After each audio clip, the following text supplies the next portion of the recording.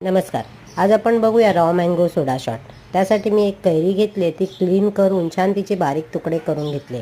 आता एका मिक्सरच्या भांड्यामध्ये आपण काळं मीठ, कैरीचे तुकडे, भाजलेलं जिरं, पत्री साखर,